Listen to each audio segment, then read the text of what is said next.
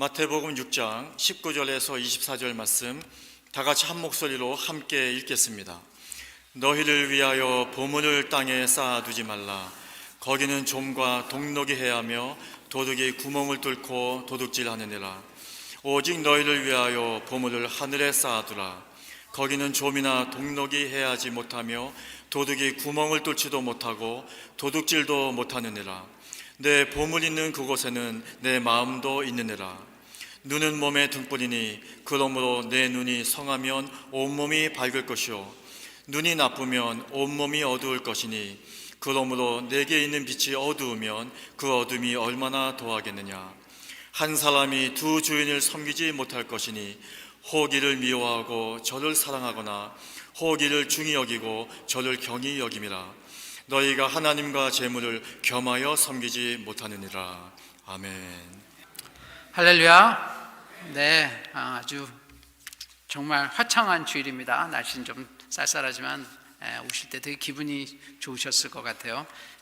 봄이 옵니다. 여러분 마음에도 주님의 놀라운 빛이 들어오셔서 이 봄날 같은 따뜻한 그런 마음으로 변화되시기를 축복합니다. 자, 오늘 말씀 잘 아시는 얘기죠. 우리 교회는 오래 다니신 분들이 많으니까 이 이야기는 많은 분들이 들어보셨을 거예요. 부담이 되는 이야기입니다. 부담이 되는 이야기이기 때문에 또 여러분들이 이 말씀 듣고 이대로 결단하는 여러분이 되시길 축복합니다. 오늘 결론은 하나님과 재물을 겸하여 섬길 수 없다. 그러니 주인을 선택하라, 이 말씀입니다. 여러분, 이 말이 쉽게 들리시는 분들도 있겠지만 힘들게 들리시는 분도 있으실 거예요. 저는 이 말씀이 굉장히 오래전에 마음에 와 닿습니다. 특별히 21절, 내 보물 있는 그곳에 내 마음이 있느니라. 이 말씀이 제게는 굉장히 깊게 와닿고, 다음 주는 제 인생 설교입니다. 제 6장 33절이 제 인생을 관통하고 있는 하나님이 저에게 주신 가장 중요한 말씀이에요. 너희는 먼저 그의 나라와 그의 의를 구하라. 그래서 지금 이 6장에서 제 인생이 변했습니다. 그리고 하나님께서 수도 없이 5장, 6장, 7장 보게 하셨어요. 제가 여러분에게 큐티 귀가 따갑도록 말씀드리는데, 인생은 하나님하고 독대할 때 변하지 않습니까?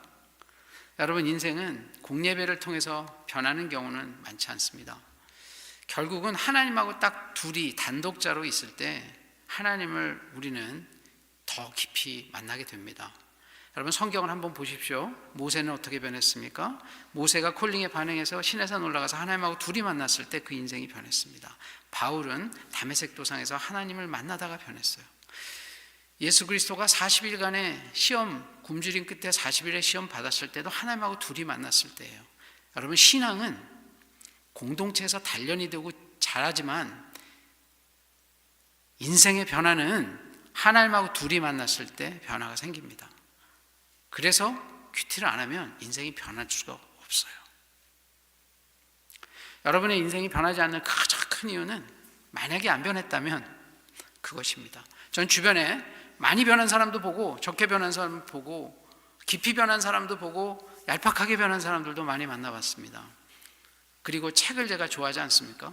저는 하나님께 크게 쓰시는 사람들의 책에 관심이 굉장히 많습니다. 그래서 그 책을 보면 그 책은 거의 영락없이 딱 하나예요. 거기에는 하나님하고 단독자로 만났을 때 당신이 누구인가, 이것이 변하면 다 변합니다.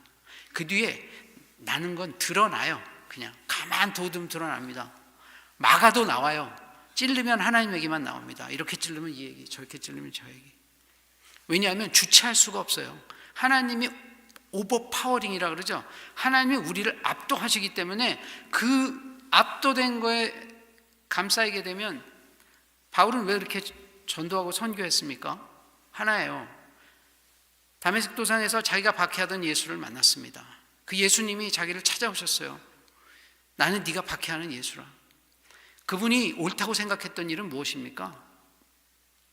예수님 따라다니는 사람을 박해하는 것이 하나님의 영광을 드러내는 일이라고 생각했어요. 그들 때문에 유대교가 부흥하지 않는다고 생각했어요. 그래서 예수 그리스도와 그의 제자들을 박해했습니다. 그리고는 거기서 깨어집니다. 내가 거꾸로 했구나. 그러고 나서 깨닫습니다. 그 압도하는 하나님의 그 성령의 능력에 의해서 우리가 변해갔어요. 그분이 변해갔습니다. 그 이후에 인생이 다 달라졌어요. 바울의 계획에 전도가 있었습니까? 없었어요. 자꾸 여러분 제가 종종 말씀드리죠. 인간의 생각으로 계획을 자꾸 생기는 것이 하나님의 계획을 방해합니다. 이건 성경에 굉장히 많은 곳에 나와 있어요. 그래서 성경의 중요한 말씀 잘 보면 나의 생각은 너희의 생각과 다르니. 그래서 수많은 곳에 하나님께서 어떻게 하라고 하냐면 단독자로 하나님하고 만나라는 거예요. 여러분 이거가 되기 시작하면 그 나머지는 하지 말라고 해도 저절로 됩니다. 억지로 할 필요가 전혀 없어요. 저는 제가 교수니까 1년에 학회, 제가 하나님 신학교 가기 전에 그 한 3년 동안 1년에 평균적으로 비행기를 20번 가까이 탔어요. 15번에서 20번. 작년에도 안 탔다고 봤는데 10번 넘게 탔더라고요. 제가 교회 풀타임 사역으로 변한 한 3년 전부터 안 탄다고 했는데 10번 넘고 보통 제가 그 10년 가까이 평균적으로 1년에 비행기 20번 타요. 한 달에 2번을 비행기를 타야 돼요. 근데 제가 그러면 수많은 사람을 만납니다. 많이 만나요. 근데 그 만나는데 신기하게 같이 있는 사람들이 굉장히 기가 막혀 합니다. 학문적 얘기를 해야 되는데 앉아서 밥 먹으면 하나님 얘기만 해요. 그냥 하나님 얘기가 나와요. 근데 그러니까 어느 순간에 제가 갖고 있는 하나님 주체가 안 되더라고요. 그러니까 이게 오버플로우 하더라고요. 그런데 그러면서 전도가 됩니다. 저 길이 열려요. 참 신기한 일이 너무너무 많아서 제가 그걸 다 진짜 어떤 하나하나 다 얘기 드릴 수 없을 만한 일들이 벌어지는 게 제 인생을 보다가 너무 많이 느꼈어요. 정말 하나님은 그래서 신기하다는 게 시간이 지나니까 신비하다고 느껴졌어요. 제가 하나님에 대한 믿음이 점점 강해지더라고요. 그러니까 하나님께서 그 다음 단계에서 신학교로 콜링을 하셨어요. 신학교로 콜링했을 때 일도 많잖아요. 어떻게 감당을 할까? 근데 그 콜링에 반응하면서부터 하나님 시간도 만들어 주셨어요. 제가 오늘 아무래도 재물에 대한 설교니까 조금 이따 더 말씀을 드리겠지만, 재물에 여러분들이 가장 중요하게 생각하는 것들이 우리 인간이 기본적으로 재물입니다. 재미난 통계가 있어요. 2021년에 퓨 리서치라고 여러분 잘 아시는 이제 기독교에 대한 그 사람들의 생각 같은 거를 많이 이렇게 여론조사하는 기관입니다. 거기서 조사를 했습니다. 17개 나라 선진국가를 대상으로 해서 이렇게 조사를 한 다음에 당신의 인생에 가장 의미 있는 것이 무엇입니까? What makes your life meaningful? 당신의 인생에 가장 중요하게 의미 있는 일이 무엇입니까? 의미를 갖게 하는 것이 무엇입니까? 하고 조사를 해봤는데 17개 나라 중에 14나라는 뭐라고 이야기를 했냐면 가족 이렇게 얘기했어요. 패밀리가 제일 중요하다는 것이죠. 자, 3나라만 안 했습니다. 스페인, 대만, 한국만 아니에요. 한국은 뭐라고 했을까요? 돈. 그게 창피해가지고 신문에 많이 나왔어요. 한국 사람은 인생의 가장 자기의 인생을 가장 의미 있게 만드는 게 돈이라는 거예요. 우선순위가 돈이라는 겁니다. 그래도 다른 나라는 좀 면피했습니다. 대만은 사회, 거긴 사회가 불안하잖아요. 항상 어떻게 침공받을지도 모르고 섬나라니까 거기 사회. 스페인은 건강. 놀랍게 이 17나라 중에 5개 안에 5개를까지 선택을 했는데 5개 안에 믿음이 있는 곳이 딱 한 군데 있었어요. 어느 나라일까요? 미국이에요. 미국이 5번째에 믿음이 있습니다. 아직 미국이 전 세계 17나라에 5번째 카테고리에 아직 믿음이 있어요. 자, 그거 보면 아직도 이 미국이라는 나라는 믿음이 중요한 나라예요. 그래서 하나님이 이 나라를 복 주셨습니다. 이 나라가 잘못하는 것도 많지만 우리 한 인간을 봐도 그렇지 않습니까? 우리가 뭘 다 잘하는 게 아니잖아요. 잘못하는 게 굉장히 많은데도 하나님에게 우리가 중심을 갖고 가겠다고 하면 그 중심을 보시고 하나님께서 부어주시거든요. 이 미국이라는 나라가 아직도 세계에서 리더십을 발휘하는데 이 리더십을 발휘하는 이유 중에 하나는 아직도 이 나라에 믿음의 뿌리가 남아 있어서 그래요. 기독교라는 그 뿌리가 남아 있습니다. 언젠간 하나님의 손이 이 미국에서 떠날 날도 있겠죠. 여러분 그런 생각도 해보십니까? 하나님은 한 나라를 계속 쓰시는 법은 없어요. 역사에 그렇습니다. 처음에 유대교를 통해서 이스라엘을 쓰셨죠. 그 나라가 결국은 계속 불순종해서 손을 떼셨습니다. 그리고 그 깃발이 어디로 갔습니까? 유럽으로 가서 특별히 어디로 갔죠? 이태리로 갔어요. 그래서 로마에서 우리가 이제 처음에 생긴 게 캐톨릭이니까 거기서 생겼습니다. 그 나라는 더 이상 이제 그렇게 하나님 열심히 믿는 나라가 아닙니다. 여러분 아시겠지만 굉장히 부도덕하고 정치적으로 부도덕하고 유럽 안에서도 성적으로 타락한 대표적인 나라가 이태리예요. 그러니까 어떻게 됩니까? 이태리의 세계 랭킹이 계속 내려갑니다. 그렇죠? 한때는 영국이 영적으로 부흥했을 때 영국을 쓰셨죠. 그래서 해가 지지 않는 나라였습니다. 그 영국이 랭킹이 또 내려오기 시작했죠. 영국의 지금 기독교 인구는 2%라고 이야기하죠. 다 우리의 그 감리교도 영국에서 시작하지 않았습니까? 장로교의 뿌리도 뭐 가장 중요한 나라 중에 스코틀랜드가 들어가지 않습니까? 스코틀랜드의 장로교가 굉장히 그 유럽에 영향을 많이 끼쳤는데 이제 영국이란 나라도 점점 그 영성이 점점 떨어지니까 국가의 구군이 내려옵니다. 이 세계 역사를 보더라도 하나님이 세계를 통치하신다는 게 너무 분명하죠. 이게 우리 인생에 대입해봐도 여러분들에게도 한번 말씀드려보고 싶습니다. 여러분들이 이제 어르신도 계시고 가장도 계시고 그럴 텐데 여러분의 신앙이 여러분의 가문의 성패를 좌우하게 될 거예요. 여러분의 아직은 여기 계신 분들이 그 가정에서 영향력이 가장 크신 분들이 많을 텐데 여러분이 어떻게 영성을 유지하느냐가 여러분 자녀에게, 여러분 손주에게, 그리고 그 더 후손에게 이게 갈 겁니다. 우리가 정말 하나님을 깊게 만나고 하나님 말씀대로 살기 시작하면 그것이 올바로 세워질 거고, 그렇지 않고 나의 가치관이 하나님이라고 코팅하고 실제는 하나님이 주인으로 사는 인생이 아니라면 그 결과가 그 가문을 통해서도 그 사람들의 삶의 열매를 통해서 드러나게 될 겁니다. 여러분, 우리가 안에서 벌어지고 있는 일은 알 수 없어요. 그러나 결과는 드러납니다. 자, 몸이 뚱뚱하신 분이 계셔요. 그러면 그분이 뚱뚱하다, 비만이 되어서 병에 걸리셨다고 가정해 보겠습니다. 그러면 그분이 아무리 안 드셨다고 해도 많이 먹었으니까 살이 찌셨겠죠? 그죠? 공기만 마시고 살찌진 않습니다. 물만 마셔서 살찌진 않습니다. 뭐냐면 결국은 그 결과, 이 성경에는 열매라고 하죠. 이 열매를 보면 어떤 삶을 우리가 살고 있는지를 알 수가 있는 거죠. 열매를 보라는 거예요. 과정은 아무리 우리가 안 보이거든요. 과정은 우리의 하루하루의 삶이, 교회 나온다고 어떤 권사님이, 어떤 장로님이, 어떤 집사님이 어떻게 사시는 줄 알 수 없어요. 그 삶에서 나오는 열매, 그 열매로 우리가 알 수 있습니다. 우리 교회는 어떨까요? 우리 교회에서 가장 중요한 것, 제가 사랑이고 화목이라고 했어요. 그러면 우리 교회가 아무리 뭐 잘하고 어떤 장로님이나 뭐 권사님이 성실히 열심히 일한다고 했는데 교회가 마지막에 사랑하지 않고 화목하지 않아요. 그 교회는 좋은 교회일까요? 여러분, 이거가 더 중요해요. 그러니까 제가 항상 이제 그런 표현을 쓸 때 엄브렐라라는 표현을 쓰는데 가장 중요한 열매로 나타나는 것이 뭐냐가 중요하지 중간에 어떤 일이 있었는지 별로 중요하지 않아요.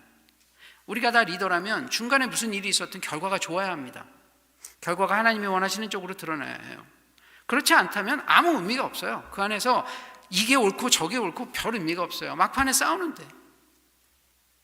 그러면 그때는 어떻게 해야 되냐면 져주면 됩니다. 누군가가. 근데 안 져요. 자기 생각이 너무 중요하거든요. 그리고 리더끼리 그러면 뭐 결국은 그러다가 모든 곳에서는 팔로워들이 싸워서 문제가 되는 법은 없어요. 리더가 싸워서 문제가 되지. 여러분, 그렇지 않습니까? 나라도 대통령하고 부통령하고 뭐 이렇게 싸우니까 문제가 되는 거지, 거기에 있는 무슨 우리 같은 민초들이 싸운다고 나라에 지장이 있습니까? 없죠. 제가 여러분한테 이런 얘기를 드리는 것은 우리가 하나님을 믿으면서도 더 중요한 엄브렐라 가치에 대한 생각이 우리가 얼마큼 깊이 갖고 거기에 따라 살아가느냐, 이게 중요하다는 겁니다. 제가 오늘도 이야기를 한번 이제 쭉 들으면 여러분들이 이제 잘 아시는 이야기고 때로는 좀 불편한 이야기일 수 있어요. 그러나 이것이 성경에 많이 나옵니다. 그리고 오늘 이제 중요한 것 중에 하나가 여기 주라거든요. 주라, give, 그 의미인데 성경의 사랑이라는 단어가 이렇게 막 하나하나 헤쳐보면 한 7,000번 정도 나온다고 해요. 믿음이라는 단어가 2,700번쯤 나온다고 합니다. 근데 주라라는 단어가 몇 번 정도 나오냐면 700번이요. 사랑이 700번. 270번이고요, 믿음이. 그런데 주라라는 단어는 한 2000번 정도 나온다고 해요. 그러니까 기본적으로 기독교라는 것은 밖을 향해서 있는 겁니다. 밖을 향해서. 근데 이 주라라는 거는 많은 의미를 가지고 있어요. 꼭 돈을 주라 이런 개념을 넘어서서 자기가 가지고 있는 중요한 소중한 가치를 나눠주라는 거죠. 그래서 이것을 우리가 얼마나 잘 실천하고 사느냐에 따라서 우리가 기독교인이냐 아니냐 하는 그 아이덴티티를 우리가 증명할 수 있는 겁니다. 자, 우리가 이제 그 종려주일 지나고 부활절 지났기 때문에 그 전에 우리가 마태복음 했던 것 좀 잊어버리셨을까 봐 다시 리마인드 시켜드리겠습니다. 오늘이 이제 마태복음 6장 19절에서 24절입니다. 그 전에 마태복음 6장 1절부터 우리가 18절에 했던 그게 뭐냐면 하나님하고 우리가 개인과의 그 경건의 관계를 잘 유지하는 세 가지를 말씀드렸죠. 첫 번째가 구제, 그 다음에 기도, 금식 이렇게 이야기 드렸습니다. 그리고 이제 19절부터 이 34절까지의 이야기가 있는데 여기서는 무슨 얘기냐면 이 물질에 대한 인간의 가치관을 이야기하는 거예요. 물질을 우리가 어떻게 바라봐야 할 것이냐. 그래서 첫 번째 오늘 해야 되는 이야기는 뭐냐면 성경에서 하는 이야기는 가치 추구의 대상이 누군지 분명히 하라. 우리 인생의 가치를 추구하는 대상을 분명히 하라. 그리고 그 다음 주에 할 얘기가 걱정하지 말고 염려하지 말라. 그 이야기를 합니다. 그래서 이게 19절부터 34절까지가 하나의 스토리에 들어가 있습니다. 우리가 오늘 그 중에 앞에 것을 보는데 여기 잘 보시면 성경 한번 열어보셔요. 여러분 성경 한번 열어보시면 자 19절하고 20절은 어떻게 되어 있나요? 19절에서 20절은 보물의 이야기를 하죠. 그죠? 19절에서 21절까지 그 다음에 22절, 23절은 눈에 대한 얘기를 합니다. 그리고 24절이 그거에 대한 결론이에요. 뭐라고 얘기하냐면 하나님과 재물을 대조하면서 어느 거를 우선순위로 가질 것이냐 이렇게 얘기하는 거죠. 그 얘기를 오늘 이제 풀어서 이야기 드려볼까 합니다.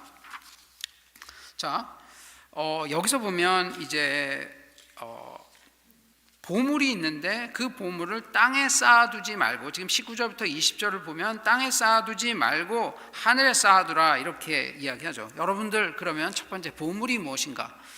보물이 무엇일까요? 자기가 가장 소중히 여기는 가치가 있습니다. 어떤 사람들에게는 그게 자녀일 수 있어요. 어떤 사람에게는 명예일 수 있습니다. 어떤 사람에게는 돈일 수 있죠. 어떤 사람에게 시간일 수 있습니다. 여러분이 제일 중요하게 생각하는 게 무엇일까요? 여러분, 아까 처음에 말씀드린 것처럼 대다수의 사람에게는 돈이 제일 중요해요. 안 그렇다고 하지만 돈이 중요합니다. 그러다 보니까 여기서 성경에서는 수많은 곳에서 하나님하고 돈 이야기를 합니다. 제가 약간 더 한 가지 더 깊은 이야기를 좀 드려보겠습니다. 여러분, 인간은 우리가 착각하는 것이 있어요. 성경에서 인간은 독자적으로 판단해서 독자적으로 모든 걸 컨트롤해서 살아갈 수 있는 존재라고 이야기합니까? 아닙니까? 아니죠. 하나님한테 매이지 않으면 우리는 뭔가의 지배를 받는 사람으로 살아요. 자, 이게 기독교에서 바라보는 인간론과 세상에서 바라보는 인간론의 가장 큰 차이예요. 세상에서는 사람을 어떻게 봅니까? 인간은 주체적이고 독립적이고 완벽한 존재라서 스스로 판단해서 결정해서 올바르게 살아갈 수 있다라고 이야기합니다. 이게 세상에서 얘기하는 인간이에요. 자녀들이나 여러분이 학교에 가서 공부를 배우면 이러한 인간에 대해서 배워요. 그러니 사람은 스스로 어떻게 생각합니까? 독자적으로 데이터베이스를 다 자기 안에 집어넣으면 내가 딱 하는 방식이 이렇게 해서 옳다라고 간다고 하죠. 그러나 기독교에서는 어떻게 얘기합니까? 우리 기독교에서는 우리는 하나님하고 분리되었을 때 어떻게 된다고 얘기해요? 그걸 할 수 없는 무력한 존재라고 이야기하죠. 여러분, 기독교에서는 하나님과 떨어진 인간은 뭐예요? 그 인간은 다른 모든 동물과 별로 상관없어요. 그럴 만한 능력이 없는 무력한 존재입니다. 죄인이에요. 그걸 신학적으로 뭐라고 표현합니까? 완전한 타락. 타락이 되면 눈이 머는 거예요. 눈이 멀었다는 얘기는 어디로 가야 될지를 모른다는 거죠. 인생의 길을 찾을 수 없다라는 거예요. 기독교냐 아니냐를 판단하는 근거는 뭐냐? 하나님 없이 살 수 없다라는 거예요. 하나님 없이 살 수 있다라는 사람은 기독교인이 아니죠. 그런데 중요한 걸 보십시오. 하나님 없이 살면 인간이 어떻게 되냐면요, 독자적으로 이렇게 하는 게 아니라 뭔가 매여서 살아요. 여러분, 이 얘기를 좀 들어보세요. 여러분 주변 사람을 잘 보십시오. 하나님 없이 사는 사람들이 상당히 세상에서 프리하게 뭔가 선택해가면서 여러 가지를 즐기며 살 것 같지만 잘 보면 그 사람의 한 가지에 매여 살아요. 하나님 없는 사람은, 동물 좋아하는 사람은 동물만 봅니다. 입만 떨어지면 동물 얘기만 해요. 하나님 없이 살아가는 사람은, 돈에 매인 사람들은 돈 얘기만 해요. 주로 집안에 돌아가는 모든 얘기가 돈이에요. 저는 그런 가정을 만나봤어요. 집안에 가면 어린 애들부터 중고등학교 다니는 애들부터 할아버지까지 전부 투자 얘기만 해요. 식구들이 모이면. 저는 그런 집이 있다는 거, 왜냐하면 저는 그런 가정에서 안 컸으니까 몰랐는데 그 집은 온통 그 얘기만 해요. 어떤 집은 하루 종일 정치 얘기만 합니다. 정치가 제일 중요해요. 권력 잡는 게 제일 중요해요. 자, 이 어떤 사람은, 골프 좋아하는 사람은 눈만 뜨면 아침부터 밤까지 골프 얘기만 하죠. 여러분 아시잖아요, 그런 분들. 컴퓨터 좋아하는 사람은 컴퓨터 얘기만 해요. 주식 좋아하는 사람은 주식에 눈이 멀어서 하루 종일 주식만 바라보고 있잖아요. 네. 자, 요걸 우리가 뭐라 그러죠? 네, 요걸 우상이라고 해요. 인간은 뭔가 매여서 살아요. 실제 매였지 않다라고 자기가 스스로에게 거짓말하면서 삽니다. 실제는 뭐에 매여 있어요? 인간은 연약한 존재이기 때문에 뭔가를 의지하고 붙들고 거기에 붙어서 가게 돼 있어요. 그 각오를 따라가게 돼 있습니다. 이걸 성경에서 종노릇한다고 얘기하는 거예요. 로마서에서. 우리는 뭔가의 종노릇을 하는데 선택을 하나님으로 할 것이냐 다른 걸로 할 거냐, 이 선택밖에 없어요. 그 중간이 없다라는 걸 잘 모르고 사는 분이 많아요. 그래서 제가 그 학생들 전도할 때 종종 그런 얘기합니다. 학생들이 막 이러면 젊으니까 얼마나 막 이런 얘기, 내가 얼마나 독자적이고 인디펜던트하고, 그리고 뭐 세상에서는 가치가 너가 중요해. 그래서 뭐 아이폰 나오는 거고요, 아이패드 나오는 거 다 의미가 있습니다. 사탄은 그걸 유피미스틱하게 완화하고 왜곡하고 즐겁게 포장해요. 그러면서 그 사탄의 먹이를 던져줍니다. 세상에 제일 중요한 존재는 너야. 성경에서는 어떻게 하냐면 세상에 제일 존귀한 분은 누구라고요? 하나님. 왜 하나님이 돼야 되냐면 인간은 자기가 딱 존재의 중심이라고 생각하는 순간에 실제 존재의 중심이 되는 게 아니라 하나님에게서만 멀어져고 누구한테 딸려가는 거예요. 돈에 딸려가는지 뭐에 딸려가는지 딸려가게 돼 있어요. 여러분 이거는 어떻게 알 수 있냐? 사람을 한번 관찰해 보십시오. 사람을 보세요. 어떤 분들은 건강 기우증에 온통 매여 있어요. 그 사람은 계속 건강에 대만 해요. 무슨 병 앓을까? 내가 뭘 먹어야 좋지? 인간은 무언가의 종으로 따라가게 돼 있는 존재인데 그 종으로 어차피 사는데 주인을 제대로 선택하자는 거죠. 예수 그리스도 하나님, 그 우리 하나님을 선택하는 그 인생으로 바뀌면 그 다음부터는 이 나머지 모든 것들을 누가 해결해 주십니까? 하나님이 해결해 주셔요. 이게 기독교의 가장 펀더멘탈이에요. 이게 바뀌기 시작하면 다 바뀌어요. 세상을 바라보는 시각이 바뀌어요. 왜냐? 하나님의 생각이 들어오니까 사람을 바라볼 때도 그런 시각에서 보죠. 돈을 바라볼 때도 그렇게 바라봐지죠. 돈은 도구에 불과한데 돈이 도구라고 생각 안 하죠. 그리고 돈은 없어지면 어떻게 생각이 되냐면, 자, 이거 제가 실제예요. 돈이 없어지면 하나님이 주신다는 확신이 딱 생기기 때문에 걱정을 안 하게 돼요. 한번 생각해 보십시오. 이게 패러다임 시프트예요. 머릿속에서. 돈이 없어지면 하나님이 책임져 주실 건데 왜 걱정을 해? 라고 바뀌면 돈에 연연해하지 않아요. 돈이 안 중요해지는 게 아니라 돈의 가치는 그대로 있어요. 근데 바라보는 시각이 변하죠. 어차피 하나님 해결해 주실 건데. 제가 여러 일을 하잖아요. 그러면 이게 인간으로 어떨 때는 참 난감합니다. 에브리데이로 사고를 터져요. 여기저기서. 어디서 터질지 모르거든요. 그런데 그 올 때마다 제가 만약에 예전같이럼 반성했다고 치면 못합니다. 못해요. 그래서 사람들이 저한테 종종 그래요. 어떻게 하냐고. 제가 하는 게 아니거든요. 제가 딱 믿는 건 있어요. 하나님이 하라고 하셨으면 되는 거고 아니면 안 되는 거예요. 그것만 분명해지면 되죠. 하나님이 이걸 하라고 하셨어요? 그러면 눈에 보일 때는 어려운 게 많죠. 이것도 걸리고 저것도 걸려요. 오늘은 여기서 싸웠다고 그러고, 오늘은 여기서 문제 터지고, 오늘은 뭐 재정적으로 여기서 문제 터졌다고 그러고, 연구비 또 떨어졌다고 그러고. 여러분 좋은 일이 동시에 생기면서 같은 주일에 13년 동안 기도했던 일이 딱 응답받은 그 주에 연구비 쓴 거 떨어졌습니다. 제가 그러면 하나님한테 그러죠. 하나님 지금 사람이 자꾸 와서 고용해서 월급 줘야 하는데 연구비 떨어졌는데 어떡하죠? 하나님이 묘하게 저한테 그런 생각을 줘요.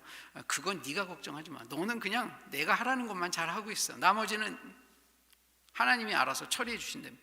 옛날 같으면 아둥바둥 했을 거예요. 제가 이런 아둥바둥, 제가 전에 말씀드렸잖아요. 제가 예전에 오죽하면 불면증이 오랫동안 걸려 있었겠습니까? 네, 그런 것들에서 어느 순간에 하나님을 신뢰하는 마음이 점점 커져다 보니까 세상의 근심 레벨이 점점 내려와요. 그게 무책임하고는 좀 달라요. 하나님 알아서 하실 테니까. 오늘 말씀하시는 내용이 뭐냐면 너희를 위하여 보물을 땅에 쌓지 말라. 거기는 좀과 동록이 해하며 도둑이 구멍을 뚫고 도둑질하니라. 우리가 갖고 있는 보물을 세상에 쌓아놓습니다. 그러면 좀과 동록이라는 건 녹이죠. 러스트예요. 좀이 먹거나 녹이 해하든지, 이건 내부적으로 문제가 생기는, 내부적으로 부패하는 거죠. 이렇게 없어지는 겁니다. 아니면 도둑이 구멍을 뚫고 들어와요. 여러분 돈 모아보셨는데 실제 돈이 쫙 다 원하는 대로 쌓였던 사람이 이 중에 좀 계십니까? 제가 아는 분은 개인적으로 없더라고요. 문제가 생겨요. 내부적으로 문제가 생기든 누구한테 사기를 당하고 뭐를 하든 돈을 많이 갖고 있는 사람은 이 문제가 꼭 있더라고요. 주변에서 아주 흔히 봅니다. 이게 현실이에요. 그러니까 하나님 말씀을 읽다 보면요, 생각을 잘 해보면 그 일이 실제 벌어져요. 하나님의 말씀을 자꾸 깊이 보다 보면 하나님을 신뢰할 수밖에 없는 게, 그게 놀랍게 우리의 인생과 세계를 설명할 수 있는 가장 유일하고 정확한 방법이라는 걸 알게 되는 거죠. 실제 돈에 그런 문제가 안 생긴 사람이 없습니다. 그러니 하나님은 어떻게 얘기하시냐면 너희를 위하여 보물 하늘에 쌓아두라. 거기는 좀이나 동록이 해하지 못하며 도둑이 구멍을 뚫지도 못하고 그래서 도둑질도 못하느니라. 자, 여러분 요즘에 가상자산이라는 거 들어보셨을 거예요. 비트코인. 이 비트코인 저는 안 해봤지만 이제 많이 유행하니까 저도 이제 읽어봤어요. 그랬더니 이 비트코인의 밸류가 있어요. 뭐냐면, 자, 전쟁이 났어요. 그러면 금도 이제 보통 우리가 투자 자산이라고 하는 것 중에 제일 변하지 않는 불변 자산을 금으로 생각했는데, 금이 이제 질량이 굉장히 작은데 그것을 들고 가면은 굉장히 가치 있는 것을 옮길 수 있지 않습니까? 그렇기 때문에 이제 금이 가장 그런 높은 자산으로 평가를 받는데, 비트코인은 뭐냐면 국경이 없어요. 그리고 암호로 되어 있기 때문에 그것이 국경을 넘나드는데 어떠한 제재가 없어요. 우리 한국서 미국으로 가져 들어올 때 2만 불 이상이면 걸리지 않습니까? 이게 국경을 넘어다녀요. 그러면 미국 가치랑 좀 클리어한 나라는 상관없지만 소련, 중동 이런 데 부자들은 돈을 어떻게 관리하는 게 좋을까요? 그렇게 암호화폐로 되는 게 좋은 거예요. 그러니까 이 밸류가 올라갑니다. 자, 보이지 않는 것에 아무것도 가치가 없어요. 어떤 사람이 전문가한테 질문을 했습니다. 비트코인의 가치는 무엇입니까? 없습니다. 없다는 거예요. 어떤 게 없어요. 금은 금이라도 있잖아요. 사람들이 평가하는. 근데 이게 엄청나게 지금 올라가지 않습니까? 수천 배, 수만 배 이렇게 올라가는데, 자, 여러분 이거를 제가 하나님 요거를 묵상하다가 그 생각을 주셨어요. 자, 하늘에 쌓아놓으면 어떤 가치가 있습니까? 하늘에 쌓아놓으면 죽어서도 빼낼 수 있죠. 여기서 분명히 하나님께서 쌓으라고 하셨어요. 이 얘기 무슨 얘기냐면 투자예요, 이거. 여러분, 지금 우리가 헌금하거나 사람들에게 잘해주는 것은 뭐냐면 하늘나라에 지금 조금씩 하늘나라를 사가는 거예요, 여러분. 이런 생각 해보셨어요? 이러면 여기다 투자할까요, 안 할까요, 여러분? 해요. 저 많이 했어요. 깨달아지는 그 순간부터 했습니다. 제가 제일 가난할 때 프리텍스로 11조 했어요. 근데 그때 힘들었어요. 왜냐하면 써야 되는 돈이 350불이에요, 한 달에. 둘이 사는데. 제가 콜라를 자판기를 안 먹었다니까요, 그때. 이게 진짜 한 2년 동안 있었던 일이에요. 마트도 제일 싼 데 갔어요, 보스턴에서. 거기 가보면 흑인들하고 히스패닉만 있는 마트 다녔어요. 근데 제가 이 얘기를 왜냐면 그거 오래 가지도 않았지만 어쨌거나 여러분, 그러고 나서 제가 월급이 좀씩 올라가면서 제가 왜 이 얘기를 드냐면 여러분 좀 도전 받으셔야 될 분이 많으세요. 자, 미국에서 평균적으로 네트 인컴의 1.2에서 2.5% 정도 헌금한다고 합니다. 네트 인컴에. 그러니까 네트 인컴에 11조 하는 사람도 많지 않은 거예요. 저는 그 이후에 조금씩 낮았지만 포스트 텍스로도 11조 이하로 간 적은 거의 없어요. 여러분, 이건 하나님에 대한 신뢰의 문제예요. 아까 말씀드린 것처럼 하나님을 믿으면 하나님에다가 집중하게 돼 있어요. 그런데 손해보게 하실까요? 안 할까요? 안 해요. 이건 저뿐이 아니에요. 수많은 사람들이 하는 간증입니다. 안 해서 문제인 거예요. 한번 해보세요. 어떤 일이 벌어져나 인생에. 전 해보면서 얘기 드리잖아요. 그러니까 이게 가능하다는 것, 주변에서 이게 가능한 사람들을 보면 할 수 있죠. 여러분 왜 안 하시겠습니까? 근데 믿음이라는 게 다 거칠의 믿음이에요. 죄송합니다, 이런 표현. 믿음이 행하라는 건데 그 행하라는 거에 얼마나 많은 의미가 있는지 아십니까?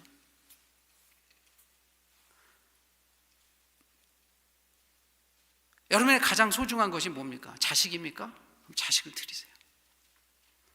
시간입니까? 시간을 드리셔요. 그러면 거기서 하나님께서 그것을, 여러분의 가장 소중한 가치를 하늘에다 이렇게 쌓아놓는 거예요. 그러면 하나님은 뭘 주실까요? 하나님이 제일 소중하다는 것을 우리에게 주시지 않을까요? 하나님은 주고 싶어 하시는 분이잖아요. 그래서 아들도 주셨잖아요. 그런데 왜 안 주실까요? 저는 어떤 순간에 이런 생각이 처음부터 확 들어오지 않습니다. 제가 이걸 해보니까 마음에 이렇게 조금씩 자라요. 이게 아예 안 하면 잘할 수가 없어요. 하기 시작해야 잘합니다. 왜냐하면 경험치가 생기거든요. 아, 이렇게 했더니 또 이렇게 하시네. 이렇게 해봤더니 또 이렇게 하지. 그래서 성경은 해본 것만큼 이해가 돼요. 성경은 안 해보면 이해할 수 없습니다. 그래서 우리가 순종이라는 표현을 하거든요. 순종이 믿음보다 앞서 나가요. 때로는 내가 믿으면 순종하는 게 아니라, 성경의 많은 곳에 보면 믿음이 없을 때 하나님 부르셔서 순종하라고 그러실 때 순종하면 그때부터 믿음이 쑥 들어오면서 자라가요. 그래서 믿음도 하나님의 선물이라고 하는 거죠. 이게 되게 아이러니컬한 건데 성경은 이런 일들이 많아요. 아브라함이 믿음이 높았을 때 아들을 바치라고 하지 않았습니다. 아들을 바치라고 해서 살려주니까 믿음이 생겼어요. 오히려 그러니까 성경을 이해를 하려고 그러면 성경을 읽으시고 읽으신 것을 조금씩이라도 순종하면 그 일이 어디에서 벌어집니까? 우리에게 벌어지기 시작하죠. 그러면 어떻게 됩니까? 성경을 더 읽고 싶어져요. 성경을 안 읽고 싶어지는 이유 중에 하나는 안 해봐서 그런 거죠. 하면은 더 읽고 싶어져요. 그러다 보면 무조건 행동으로 나옵니다. 이게 쌓이면요 행동으로 안 나올 수가 없어요. 거기 행동하세요 하는 거는 초보신앙이에요. 어느 순간이 되면 마세요 해도 하는 게 신앙입니다. 그러니까 여러분, 누가 말해서 순교를 하라고 해서 하겠습니까? 그런 생각 안 해보세요? 선교를 나가라고 해서 하겠습니까? 교회에서 박수 쳐주면 선교 나가고, 교회에서 박수 쳐주면 안 쳐주면 안 나가고, 누가 인정하면 헌금하고 누가 인정 안 하면 헌금 안 하고, 이런 신앙이 아니에요. 하나님 안에 대해서 놀라운 은혜가 쌓이기 시작하면 걷잡을 수 없는 이 은혜의 오버파워링이 되니까 안 하면 불편해요. 그런 사람들의 특징이 있어요. 남한테 막 하라고 강요 잘 안 해요. 은밀히 하고 닫아둡니다. 어차피 하늘에 쌓는 건데. 앞에 우리가 그 얘기 계속 했잖아요. 그렇기 때문에 드러나지 않아도 하나님이 카운트해 주시고, 때가 되면 하나님 높여주시고, 때가 되면 하나님 일을 벌려주세요. 제가 믿어온 하나님이 이렇게 하신다는 걸 너무 분명히 알기 때문에 너무 조급해할 필요 없고요. 그러나 안 하면 안 됩니다. 계속 조금씩 늘려가요. 제가 교회에서 큐티하고 말씀 보고 열심히 하자 그러는데 이유가 있어요. 펀더멘탈을 깔지 않으면 이 잎사귀에서 벌어지는 일들은 순간적으로 다 우두두두두 다 떨어져요. 시험 들면 교회 떠나는데 그 무슨 의미가 있습니까? 시험 들면 하나님을 안 믿겠다고 해버려요. 펀더멘탈을 깔아요. 그러면 어떻게 생각이 바뀌나요? 하나님 여기 왜 나를 부르셨죠? 이 생각이 제일 먼저 나지 않을까요? 여러분 그런 생각 안 해보셨습니까? 내가 결정해서 왔으면 나갈 수 있겠죠. 하나님 부르셨으면 갈 수 있나요? 못 가죠. 이게 차이예요. 하나님이 콜링을 하셨냐 안 하느냐가 분명해지는 순간에 인생의 오리엔테이션이 바뀌고 나의 디시전 메이킹, 내가 판단해서 결정하는 게 다 바뀌어요. 그러면 그때부터 진짜 하나님이 우리에게 쓰시는 방식으로 가는 거죠. 수많은 사람들은 다 자기가 결정했다고 생각하기 때문에 좋으면 테이크하고 싫으면 no, 다 이렇게 되는 거예요. 믿음은 그런 게 아니잖아요. 여러분 다 아시잖아요. 믿음은 끌려가는 거예요. 때로는 하나님의 알 수 없는 뭔가에 의해서 끌려가는 겁니다. 그래서 내가 노할 수가 없는 거죠. 믿음이 커지면 어떻게 됩니까? 사람의 이야기에 반응하지 않게 돼요. 하나님이 무슨 이야기를 하느냐 훨씬 더 깊게 반응합니다. 근데 하나님이 우리에게 깊이 말씀을 주실 때는 어떻게 이야기합니까? 대개 상식과 반대쪽으로 결정하게 해요. 제가 이 얘기는 1대1에서 누차 말씀드렸으니까 이 정도 드리겠습니다. 자, 그래서 그 다음에 이야기하는 것이 무엇이냐면 20절에 가보면 내 보물이 있는 곳에 내 마음도 있느니라 이렇게 말씀을 하시죠. 여기 성경에서 마음이라고 하는 건 항상 인간의 가장 중심이죠. 제가 그거 지난번에 그 잠언할 때 말씀드렸어요. 인간의 중심이 지금은 뇌에 있다고 생각하지만 유대인들은 그 마음이라고 생각했어요. 그래서 이게 마음 그러면 이게 영어로 카디아예요. 지금 카디올로지 심장내과 할 때 그 심장입니다. 즉 내 보물이 있는 곳에 내 마음도 있느니라. 그러니까 이 이야기를 풀어서 얘기하면 당신이 가장 소중하게 여기는 것이 자기의 중심이라 그거예요. 내 중심이 세상의 걱정, 돈, 자녀, 명예, 권력, 야심, 쾌락 이런 데 있으면요 그게 제 중심이에요. 여러분 한번 지금 이제 여러분들 어르신도 많을 테니까 여러분들 이런 과정을 겪고 오셨을 거예요. 어떤 인생의 한 포인트에서 그런 것들이 우리의 중심이었던 때가 있지 않습니까? 그때 여러분 행복하셨나요? 만약에 그때 행복하고 그게 정말 중요하다고 생각했으면 지금 이렇게 열심히 하나님 안 믿으시겠죠, 그죠?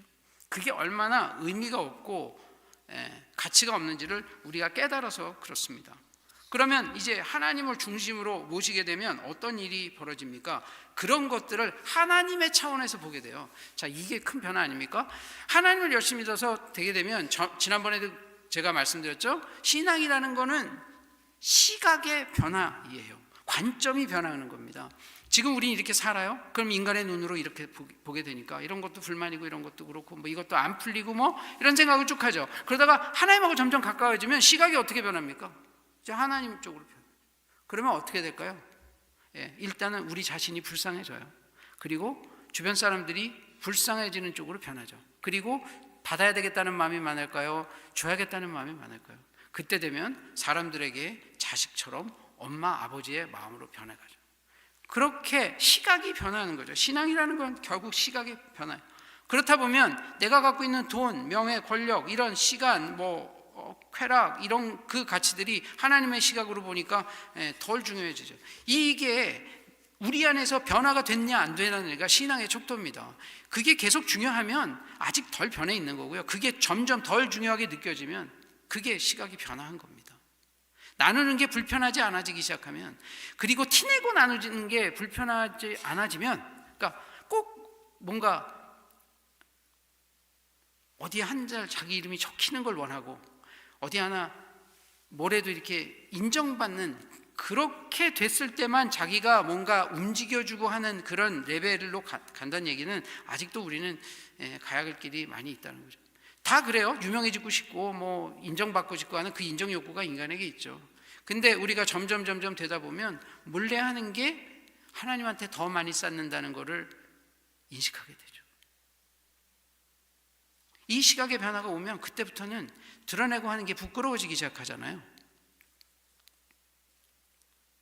내가 사람들한테 칭찬받으면 아니에요. 자꾸 피하죠. 뭐 이렇게 좀 칭찬받으면 제가 뭐 속으로는 겸손한 척하지만 우리 다 알잖아요, 서로. 자, 우리가 점점 머초한 신앙이 된다는 건 왼손이 하는 일을 오른손이 모르게 하는 일이에요. 우리가 이런 수준으로 점점 자라갈수록 그 인생 가운데 하나님이 드러나기 시작하죠. 알 수 없는데 드러납니다. 이건 속일 수가 없어요. 하나님이 그 안에 임재하는 파워가 넘치기 때문에. 그래서 본인이 그렇다고 얘기하기 전에 사람들이 먼저 알아보게 돼요. 그리고 어떻게 압니까? 열매로 알게 되죠. 성령의 열매로 알게 되고 그 사람에 나타난 인생의 여러 가지 열매를 통해서 알게 돼요. 그리고 여러분 더 놀라운 건 인상도 변합니다. 인상도 변해요. 평안해 보이고 기뻐 보이고 행복해 보이고, 사람들이 그때부터는 붙어요. 우리가 헝거로 찾아다닐 필요가 없어요. 그래서 혼자 있어도 안 힘듭니다. 그 사람은. 우리가 이러한 과정을 성경에서 성화라고 하죠.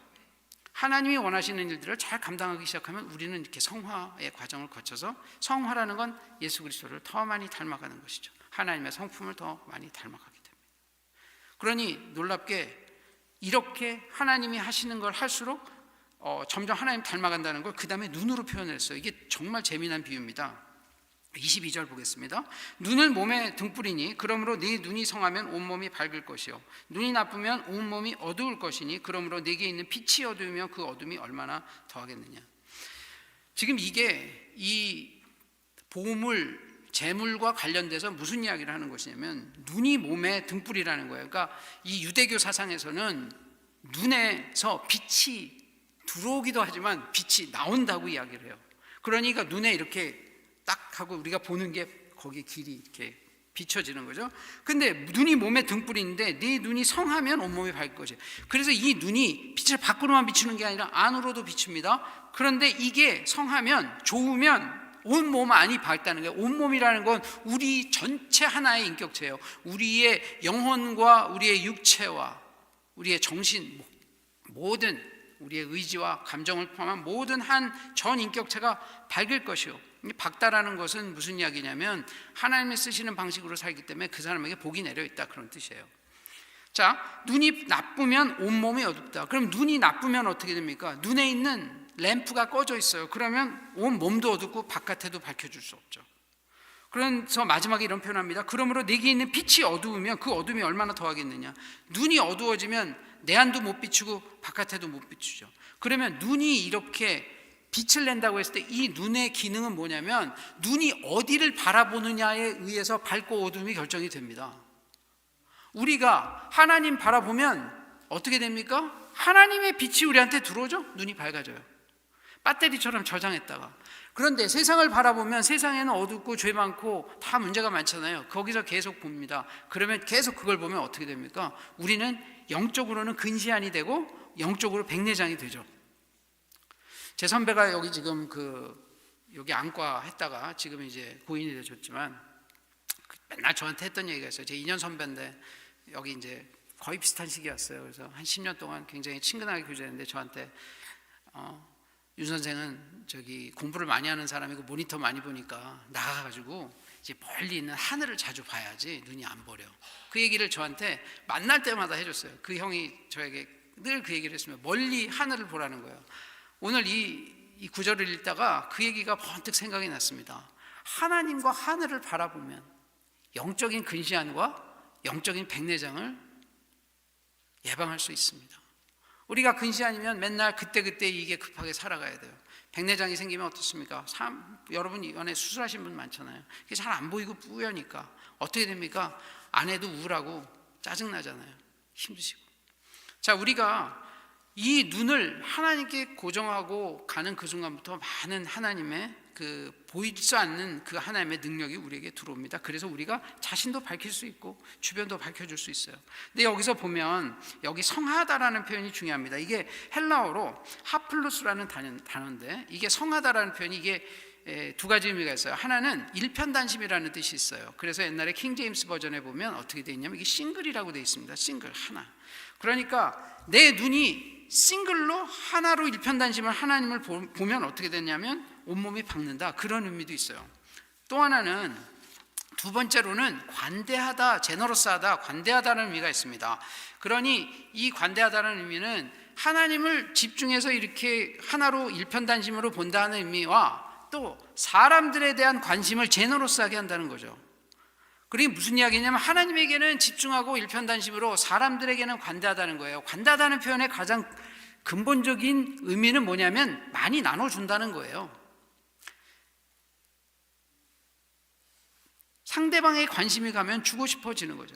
많이 주겠다고 하는 사람이 관대한 거예요. 그러니까 눈이 성하다라는 뜻은 하나님에 대해서는 일편단심으로 집중하는 것이고 우리가 온 마음과 뜻과 힘을 다해서 하나님을 사랑하는 것이고 그 다음에 두 번째는 관대하게 다른 사람들에게 베풀어야 된다는 뜻입니다. 자, 그리고 나서 그 다음에는 뭐라고 합니까? 눈이 나쁘면 온몸이 어둡다는 거죠. 나쁘다는 이야기는 뭐냐면 나쁘다는 것은 여기서 악하다는 뜻이고 인색하다는 뜻이에요. 그러니 여러분 보면 우리가 기독교인으로 제대로 살라 그러면 짠돌이가 돼서는 안 돼요. 여러분 기독교인은 나가갖고 째째하다 이런 얘기 들으면 안 됩니다.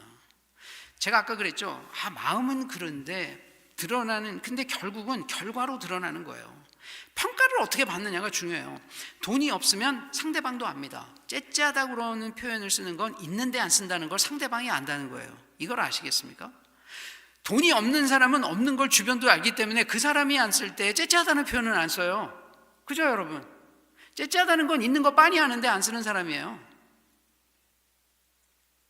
성경이 분명하게 얘기하겠어요. 관대한 사람과 째째하고 이기적인 사람, 째째한 거와 이기적인 거 똑같은 거예요. 본인만 모르죠. 주변엔 다 알아요. 여러분 제가 신앙은 관점의 차이라고 그랬잖아요. 자, 하나님 안 믿으면 다 자기 관점이니까 어떻게 해요? 나 이건 숨길 수 있겠지. 여러분 어르신들 살아보셨잖아요. 째짠지 안 한지 교회 생활 20년 하면 아세요, 모르세요? 알죠, 다 알아요. 자, 하나님 시각에서 보면 더 잘 알죠. 제가 이 얘기를 왜 드리냐면 이거를 우리가 신앙이라고 해서 극복을 해내야 되는 거예요. 믿음으로 극복해 가야 돼요. 그러면 어떻게 해줍니까? 하나님께서 그걸 부어주신다고 약속하잖아요. 뭐라고 되어 있습니까? 말라기 3장 10절 만군의 여호와가 이르노라 너희의 온전한 11조를 창고에 들여 나의 집에 양식이 있게 하고 그것으로 나를 시험하여, 하나님이 본인을 시험해 보랍니다. 내가 하늘문을 열고 너희에게 복을 쌓을 곳이 없도록 붙지 아니하나 보라. 저는 이 말씀을 딱 받아들였어요. 말씀대로 이루어졌습니다. 여러분, 이게 저한테만 이루어질까요? 아니에요. 약속은 다 똑같이 줬는데 받아들인 사람이 선택한 거죠. 이거는 내가 받아들여. 믿음으로 구원받으니까 나는 안 해도 돼. 여러분, 성경에 믿음으로 구원받는다는 얘기 있잖아요. 그러니까 그리고 또 뭐 켈빈이 솔라피데 그 얘기만 기억하는 거예요. 믿음으로 구원받는 거지 행위로 구원받는 거 아니야. 그러니까 난 믿음만 잘 갖고 있으면 구원받아. 그러는데 그 값싼 구원이라는 거는 안 받아들이죠. 하늘에 쌓아놓은 게 없으니까 하나님한테 찾아갈 게 적으실 거예요. 그런 분은. 저는 그렇게 생각해요. 이게 하나님께 성경에서 얘기하는 겁니다. 불편하니까 다 풀 스펙트럼으로 얘기 안 하는 것뿐이지 성경에는 나와 있는 말씀이에요. 돈이라는 가치는 그 다음에 한번 보겠습니다. 재물이라는 가치는 무엇이냐면 그 다음 한번 가볼까요? 24절에 가보면 한 사람이 두 주인을 섬기지 못할 것이니 혹 이를 미워하고 저를 사랑하거나 혹 이를 중히 여기고 저를 경히 여김이라. 너희가 하나님과 재물을 겸하여 섬기지 못하느니라. 여기서 나와 있는 이 재물이라는 단어가 우리가 그 잘 아는 맘몬이라는 단어예요. 맘몬, 이게 워낙 아람어에서 맘몬하라고 나오는데, 여러분, 그래서 맘몬은 자체가 신은 아닙니다. 굉장히 중립적인 것이에요. 구약 성경에서 맘몬이라는 이 단어에 해당하는 단어는 어떤 때는 때로는 좋은 의미로 많이 쓰입니다. 그래서 신명기 6장 5절에 마음과 뜻과 정성, 뜻을 힘을 다하여 하나님 섬기려 할 때 그 마음이 해석하기에는 맘몬으로 이렇게 단어를 치환할 수 있습니다. 그래서 그런데 지금 이 시대에는 맘몬은 굉장히 부정적인 의미로 쓰이죠. 여러분, 우리가 돈을 선택할 건지 하나님을 선택할 건지를 이제는 결정하셔야 돼요. 이거는 너무 많이 알고 있는 겁니다. 여러분이 우리가 세우는 우상을 할 건지, 헌금을 하나도 안 하시는 분은 없을 줄 믿지만 혹시라도 아예 안 하시는 분이 계시다면 아예 안 하시면 안 됩니다. 믿음이 자라면 더 할 수는 있겠지만 아예 안 한다는 건 하나님 자체를 부정한다는 거예요. 하나님 믿지 않겠다는 겁니다. 하나님께서 온 건데 워낙 하나님 거잖아요, 100%가. 근데 하나님한테 90%, 10% 내더라도 90%는 자기가 쓰는 거잖아요. 개념이 바뀝니다. 그러니까 그 90% 받은 거에 대해서도 감사하게 되죠. 소유권이 하나님의 있기 때문에 그만큼을 사용권을 우리한테 준 것만도 굉장히 감사해야 될 일이에요. 여러분, 어려운 이야기입니다. 사실 이런 일들이 인생에 벌어지려면 교회에서 설교만 들어갖고는 한계가 있어요. 어느 순간에 이걸 듣고 가서 하나님 앞에 한번 기도해 보시고 하나님하고 독대해 보세요. 하나님, 제 인생에 이 말씀 오늘 좀 찔리는데 왜 이 말씀 주시나요? 그러다 보면 하나님이 여러분에게 깊은 뜻을 주실 거예요. 그러면 그때 어떻게 합니까? 됐어요, 하나님, 다음 주에 또 뵐게요 할 게 아니라 하나님, 오늘 결단합니다. 한번 해보세요. 결단하면 인생이 바뀔 줄 믿습니다. 이러한 놀라운 기회를 주신 하나님께 여러분 언젠가 더 감사하게 될 줄 믿어요. 이러한 놀라운 축복이 여러분과 저에게 있을 줄 믿고 우리 함께 찬양하며 예배를 마치겠습니다.